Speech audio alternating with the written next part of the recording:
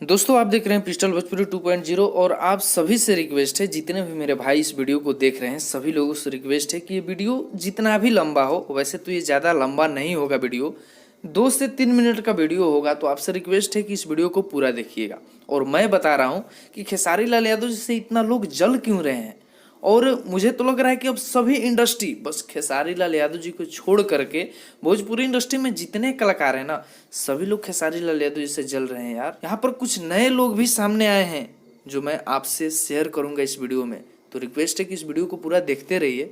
आप लोग तो पहले से जानते ही हैं कि रितेश पांडे जी कितना खेसारी लाल यादव जी को टारगेट किए और उनसे कुछ हुआ नहीं, शांत हो गए। उसके बाद अब आई है काजल राघवानी, जो कि सब कुछ भूल गई। जो होता है ना कि जिस थाली में खाए उसी को छेद कर दिया, ठीक उसी प्रकार इसका भी हालात है। ये पूरा श्रेय दे रही है पवन सिंह जी को कि मतलब मैं स्टार हूँ तो वो पवन सिंह जी के वजह से ही हूँ। ठीक है, शायद काजल राघवानी को ये पता नहीं है कि वो स्टार बनने के लिए पहले क्या क्या की है, इस चीज़ को वो भूल चुकी है। लेकिन उस चीज़ को भी हम सामने लाएंगे इस वीडियो में।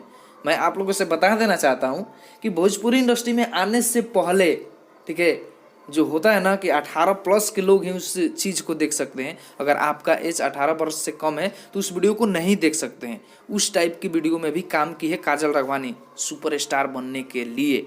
लेकिन खेसारी लाल यादव जी का हाथ उसके शरीर पे पड़ा ना, उसके सर पे पड़ा ना, तब उसे कुछ लोग जानने लगे। और आज खेसारी लाल यादव जी को भूल करके और बोल रही है कि पवन सिंह जी ही सब कुछ हैं, मुझे स्टार बनाए हैं पवन सिंह जी ही। और उन्होंने एक बात और बोला इंटरव्यू में, शायद उस बात पे आप लोग ध्यान दिए होंगे। वो बोल रही है कि खेसारी जी के कुछ वहीं 150 लोग हैं जो कि उनके पैसे पे बिके हुए हैं, लेकिन हमारे पास, वो अपने को बोल रही है कि हमारे पास करोड़ों लोग हैं। यानी कि उस इंटरव्यू में साफ साफ उसके कहने का मतलब और उसका एटीट्यूड ही नज़र आ रहा है। ठीक है, मतलब उनको स्टार होने का घमंड हो चुका है कि हमको बहुत लोग जान गए हैं, हम भोजपुरी के सुपरस्टार बन गए। तो दोस्तों मैं तो यही कहूँगा कि आप ही लोग इस पर विचार कीजिए, मैं क्या बोलूँ वीडियो में। आखिर बोलने से होगा क्या, आप लोग के सामने ये वीडियो रख रहा हूँ मैं कि उन्होंने इंटरव्यू में क्या क्या कहा है। और दूसरी बात मैं आपसे बता देना चाहता हूँ, वर्ल्ड वाइड रिकॉर्ड जो कंपनी है उसको आप लोग जरूर जानते होंगे। तो वर्ल्ड वाइड रिकॉर्ड के जो मालिक हैं रत्नाकर कुमार जी, वो भी खेसारी लाल यादव जी से कम नहीं जल रहे हैं, पूरा जल रहे हैं। और पता नहीं क्यों जल रहे हैं, लेकिन पूरा जल रहे हैं।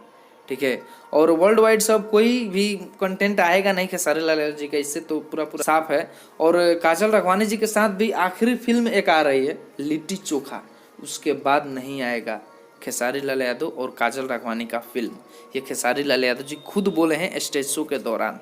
ठीक है, इस बात का जिक्र उस इंटरव्यू में भी हुआ है। तो मैं तो यही कहूँगा कि खेसारी लाल यादव जी बहुत अच्छे किए हैं ये बात बोल करके और ऐसा करके, क्योंकि अब उसका औकात का पता चलेगा कि काजल राघवानी किसके वजह से है। मैं भी कह रहा हूँ कि उसके पास टैलेंट है, लेकिन अब उसका टैलेंट किसी काम का नहीं रहेगा, क्योंकि जिस जोड़ी को ऑडियंस पसंद करते हैं ना, जब वो जोड़ी टूट जाती है तो मतलब हीरोइन लोग का क्या हाल होता है ये शायद आप लोग देख चुके होंगे। वही हाल काजल राघवानी का भी होगा, पक्का।